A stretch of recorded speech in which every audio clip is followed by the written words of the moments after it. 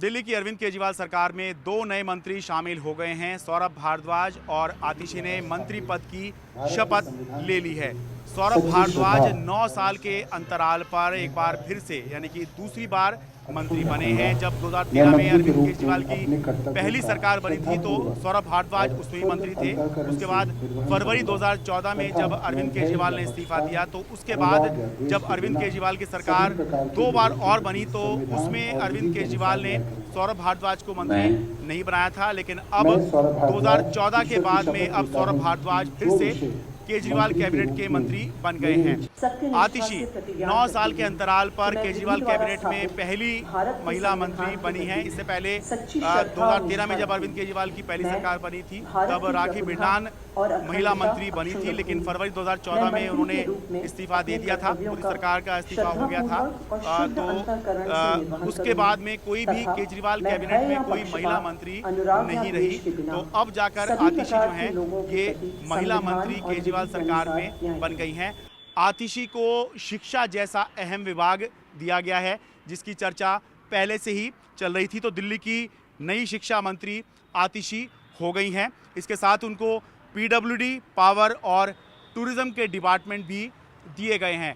सौरभ भारद्वाज दिल्ली के नए स्वास्थ्य मंत्री बन गए हैं। सौरभ भारद्वाज को स्वास्थ्य जैसा अहम विभाग मिलने के साथ साथ शहरी विकास, जल और इंडस्ट्री जैसा अहम विभाग सौरभ भारद्वाज को दिया गया है। दोनों ही मंत्रियों ने जब शपथ ली राजभवन में, दिल्ली के राजभवन में, तो उसके बाद दोनों ही मंत्रियों ने कहा कि जिस तरह से भरत जी ने शासन किया था, भगवान राम जब वनवास पे चले गए थे 14 बरस के वनवास पर, तो जिस तरह से उनके भाई भरत ने शासन किया था उसी तरह से हम यहाँ पर मंत्री रहेंगे और उम्मीद करेंगे कि जल्द से जल्द मनीष सिसोदिया और सत्येंद्र जैन बाहर आएं और अपना कामकाज संभालें।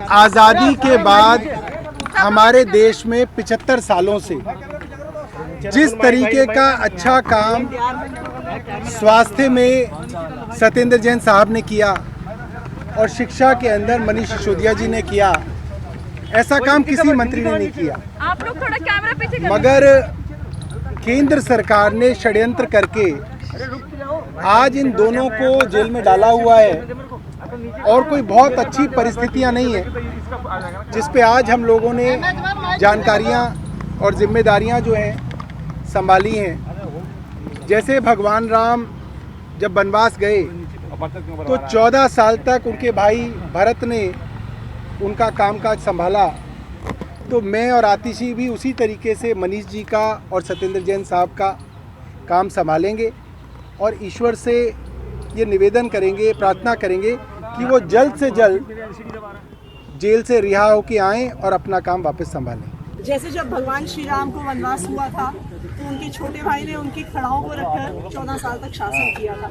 उसी तरह से जिस प्रकार मनीष सिसोदिया जी और सत्येंद्र जैन जी ने दिल्ली सरकार में दिल्ली के लोगों के लिए काम किया है, जब तक वो दोनों इन झूठे केसेस से छूटकर बाहर नहीं आते तब तक हम ये जिम्मेदारी संभालेंगे। उनके वापस आने पे वही दोनों लोग शिक्षा और स्वास्थ्य की जिम्मेदारी को आगे ले जाएंगे। नए मंत्रियों को मंत्री पद की शपथ लेते ही भगवान राम याद आ रहे हैं, तो समझा जा सकता है कि क्योंकि आम आदमी पार्टी की मुख्य लड़ाई ही बीजेपी से है तो भगवान राम का हाथ और साथ तो किसी सूरत में छोड़ा ही नहीं जा सकता। दिल्ली से अपने कैमरा सहयोगी मनोज ठाकुर के साथ में शरद शर्मा, एनडीटीवी इंडिया।